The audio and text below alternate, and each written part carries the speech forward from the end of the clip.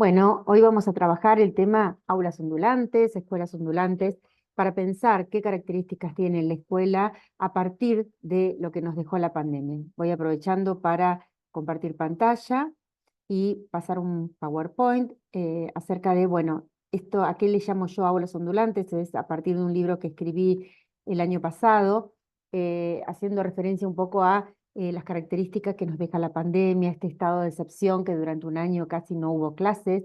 Entonces, cómo pudimos repensar la educación, ¿sí? Este parate que hubo muy fuerte en este organizador tan fuerte que es la escuela, ¿no? Y le llamo aulas ondulantes en el sentido de que ondulan entre lo sincrónico y lo asincrónico, entre lo presencial y lo virtual. Ondulantes comparados con las olas del mar, que a veces son más altas, a veces son más bajas, que tienen más longitud o menos longitud por diversos factores. Y esto es lo que muchas veces nos pasa en la escuela, ¿no?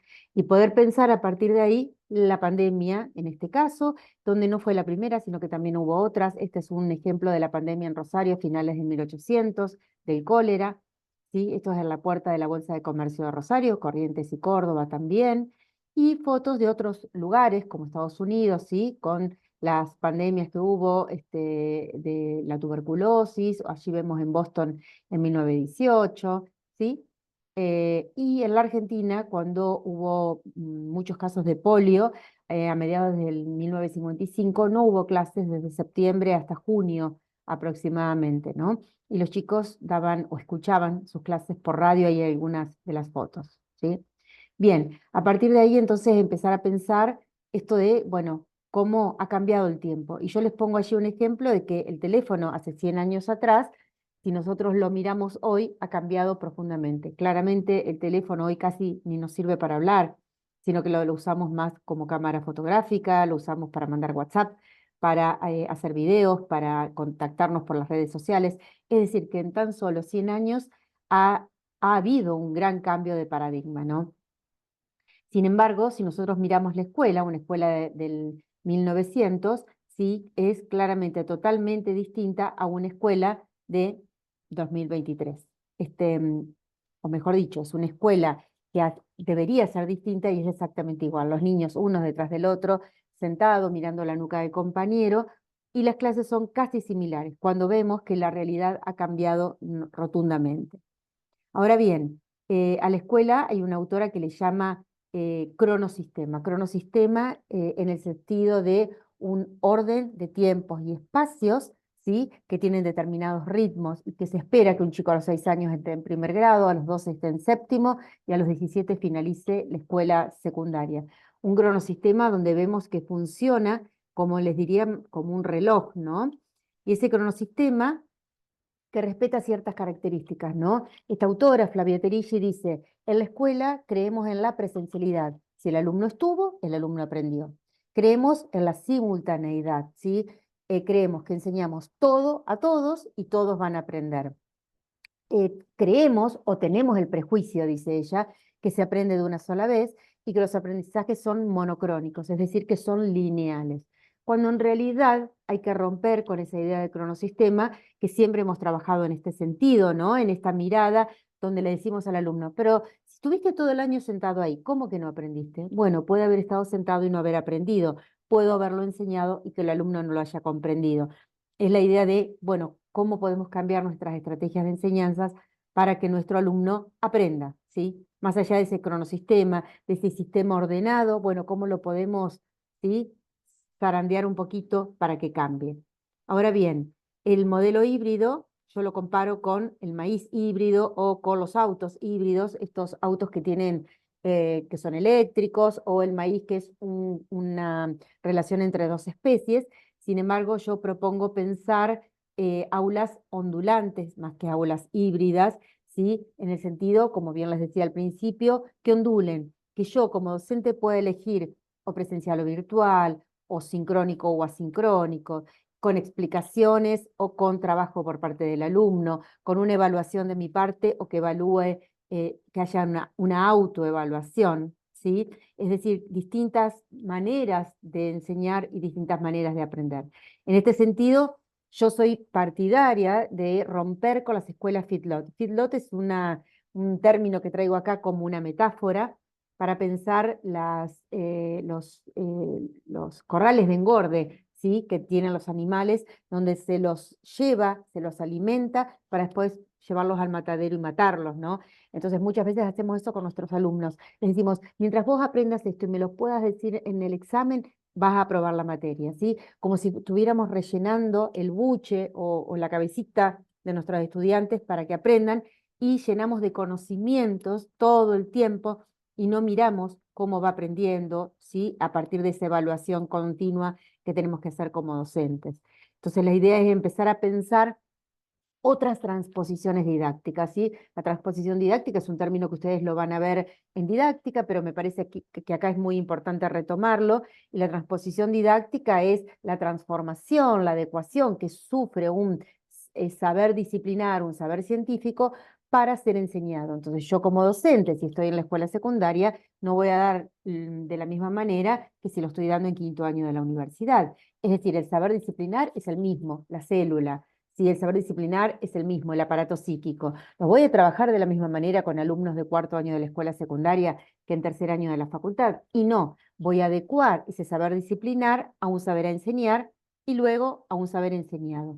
Entonces, por allí dice este autor, ¿no? El autor de el término transposición didáctica, plantea que en realidad es un matemático, Chevalar lo planteó en el año 1985. Él decía hay que mantener cierta vigilancia epistemológica, es decir, que lo que yo quiero enseñar tiene que estar muy cerca de lo que yo quiero, de lo que el alumno tiene que aprender. Ahora, no tan cerca si el alumno es, por ejemplo, de la escuela secundaria, ¿sí? Donde yo tengo que adecuarlo más a su realidad, a su comprensión. Ahora, si estoy en un quinto año de la facultad, el saber disciplinar o el saber científico casi tiene que coincidir con el saber enseñar, ¿sí?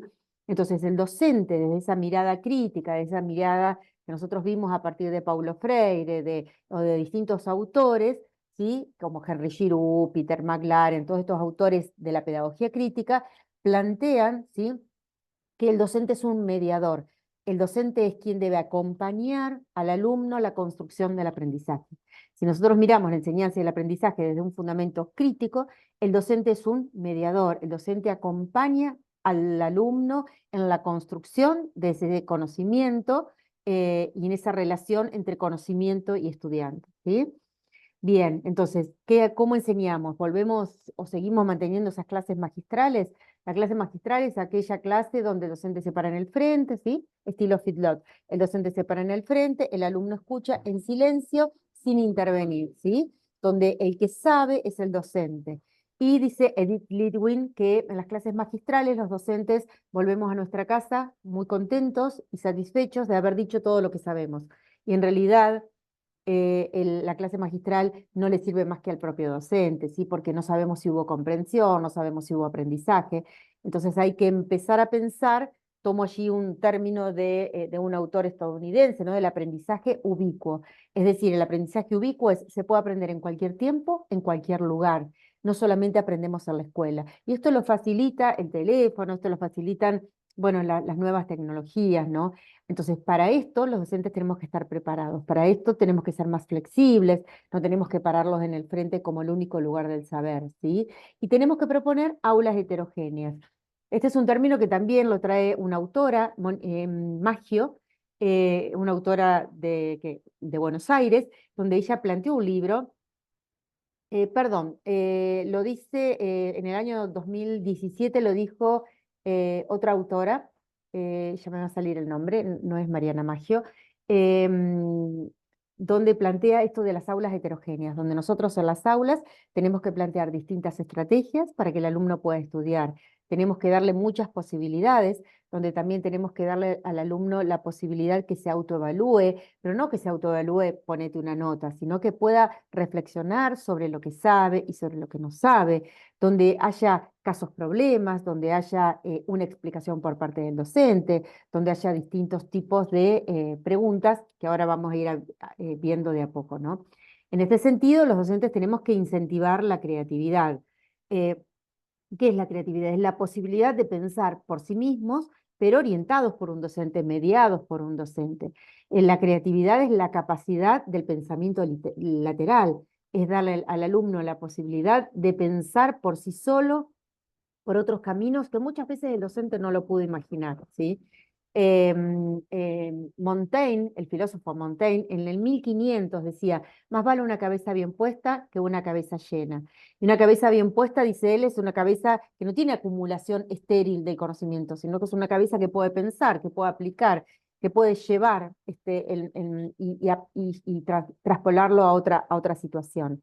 La creatividad tiene que ver con el pensamiento divergente, la creatividad tiene que ver con la capacidad de imaginación, pero también con el trabajo. Hay investigaciones respecto de esto que ustedes lo pueden ver, o si les interesa, también lo tengo en mi libro Aulas Ondulantes, de la capacidad que tienen los docentes y de investigaciones que se han hecho acerca de la creatividad. Y quienes son más creativos son personas que que están dedicadas al trabajo, que si bien tienen una capacidad de pensar más allá de lo establecido, son personas que han realmente han estado, me sale una frase que es de una pedagoga rosarina, que dice se necesita oráculo, ¿sí? Son esas, Rosita Siperovich lo decía, una maestra reconocida de Rosario, necesitamos sentarnos y trabajar si queremos ser creativos, ¿no? Entonces es pensar esto. Quería evitar la mala palabra, pero me parece que es muy útil acá. Entonces, bueno, cómo hay que pensar estrategias didácticas en estas aulas ondulantes, en estas aulas que hoy nos proponen pensar otras adolescencias, que nos hacen pensar que a veces podemos dar clases sin necesidad de estar en el momento, que podemos dar clases online. Entonces, retomar aquellas buenas formas de enseñar, las buenas o las propuestas básicas de la enseñanza, que es la explicación. No quiere decir que si yo explico, me pongo en el lugar de una clase magistral. No, yo puedo estar en una clase 20 minutos explicando, pero no necesariamente pararme en el lugar de la clase magistral. La clase magistral, el docente se cree que sabe todo y le enseña a alguien que no sabe nada. Acá estamos hablando de poder desenvolver algo que está envuelto, poder dar a conocer aquello que el alumno no conoce y lo podemos lograr a través de una explicación. El docente claramente sabe más el tema que el propio alumno, pero también podemos trabajarlo con preguntas didácticas. ¿Y qué son las preguntas didácticas? Pueden ser preguntas sencillas, empezando una clase diciéndole al alumno qué saben de tal tema y a partir de ahí explicar, ¿sí? O a partir de ahí debatir con los estudiantes respecto de un tema. ¿Sí? Puede ser una pregunta de comprensión, donde nosotros le demos un texto y a partir de ahí que el alumno responda una pregunta y nosotros querramos saber si aprendió o no aprendió. O puede ser una pregunta metacognitiva, una pregunta que yo les puedo decir, si hubiera nuevamente una pandemia, ¿sí?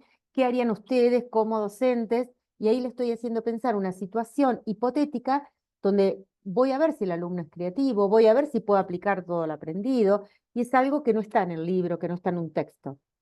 Y obviamente puedo trabajar con metáforas, con analogías. Las metáforas son aquellas figuras del discurso donde puedo mostrar a través de una palabra, un dibujo, un meme, lo que fuere, para que el alumno piense por sí mismo. Esto de las escuelas feedlot es claramente una metáfora y yo les podría decir a ustedes por qué relacionan ustedes o por qué les parece que la escuela tradicional es una escuela feedlot. Y les hago analizar una metáfora.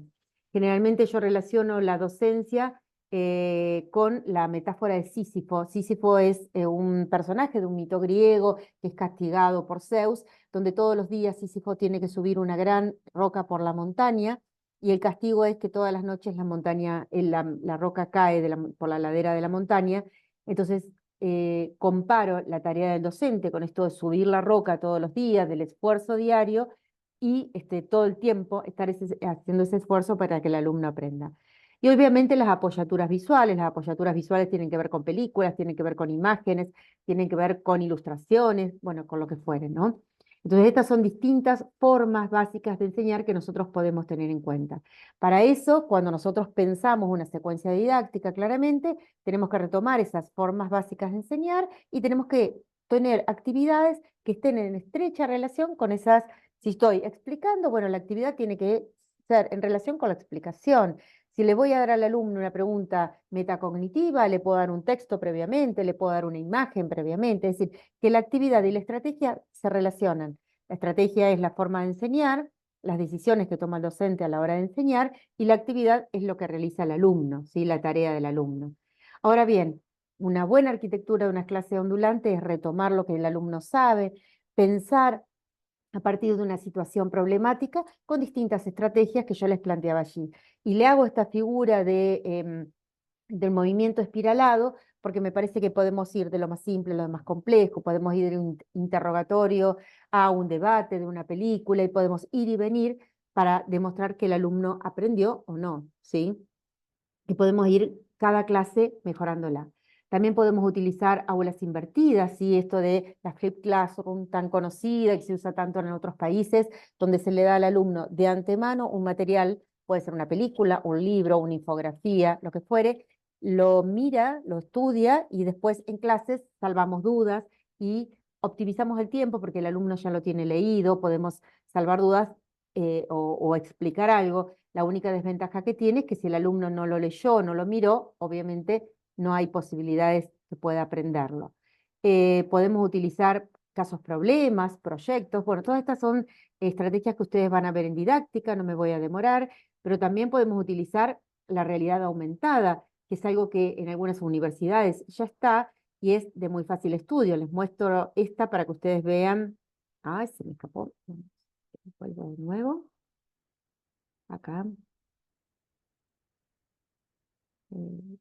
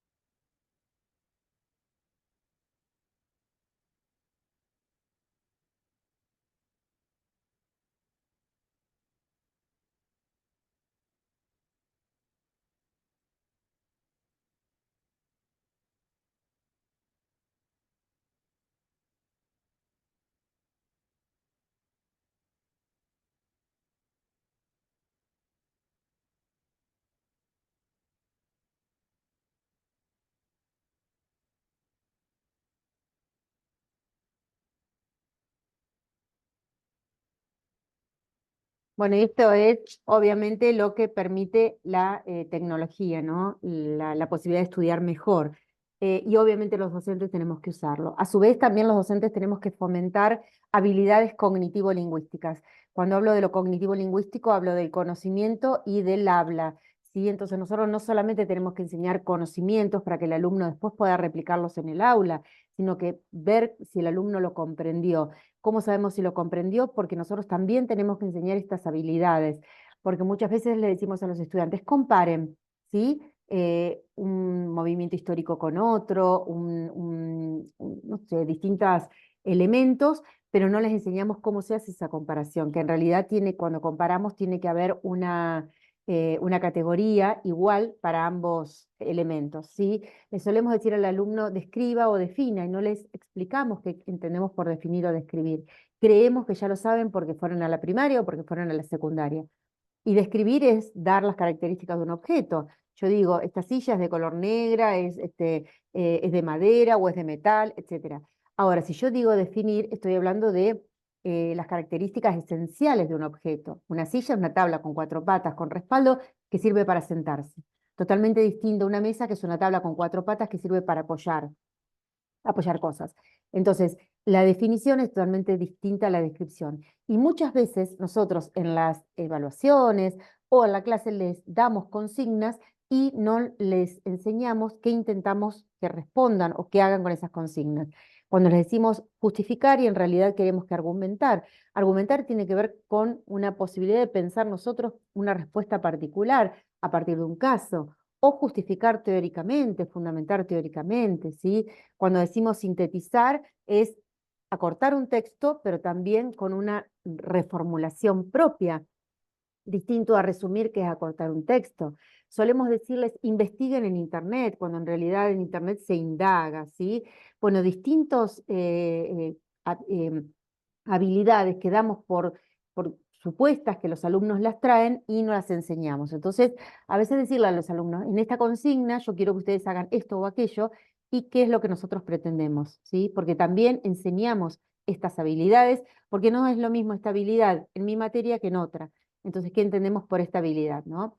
Bien, entonces, ¿qué hacemos a partir de este cambio de la pandemia? Bueno, pensar una nueva cartografía. ¿Por qué digo cartografía y no mapa? Porque la cartografía o el cartógrafo es quien dibuja el mapa, ¿no? Entonces somos nosotros como docentes los que tenemos que ir dibujando nuestro propio mapa en esta escuela, en esta facultad, en estos tiempos, que quizás sean diferentes a las del año próximo o los de dentro de 5 años, ¿sí? Entonces hay que pensar otro currículum, otra didáctica, cómo le vamos a enseñar a estos jóvenes de hoy que son diferentes a los de hace 5 años y que seguramente sean diferentes a los de los próximos 5 años. ¿Cómo vamos a planificar con desigualdad, ¿sí? Con estos chicos que vienen con problemas económicos, con problemas personales, ¿sí? Y digo allí esto de recuperar los rostros, porque muchas veces cuando enseñamos a través online, no, la camarita apagada, no podemos mirar a los jóvenes que tenemos delante. Y lo digo también como metáfora, cuando los tenemos en el aula, ¿sí? ¿Quién es esa persona, ese sujeto que está delante de nosotros? ¿Cómo lo puedo escuchar? ¿Cómo lo puedo respetar? ¿Cómo puedo hacer que se sienta valorado dentro de mi aula, ¿no? Entonces, para eso también hay que crear comunidades de enseñanza, comunidades de aprendizaje, contactarme con otros profesores, ¿sí? Para poder seguir aprendiendo, reflexionando sobre mi propia práctica. Esto es fundamental, porque los adolescentes y los jóvenes cambian con el tiempo, cambian las prácticas, cambian las instituciones. Bueno, y nosotros quizás dentro de 10, 15 años tenemos que seguir reflexionando en el cómo enseñar, no podemos mantenernos estáticos, ¿sí? Entonces,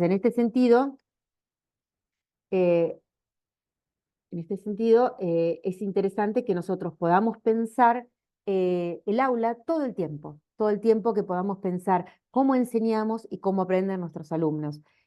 Más allá de la pandemia, más allá de lo que la pandemia, el sacudón que nos provocó, cómo podemos hacer que nuestros estudiantes aprendan cada vez mejor y dejarles habilidades para que puedan seguir aprendiendo, porque sabemos que lo que les enseñamos no es suficiente, que todo el tiempo van a necesitar seguir aprendiendo y si nosotros les damos las herramientas, por supuesto, es mucho mejor. Nos vemos en la próxima.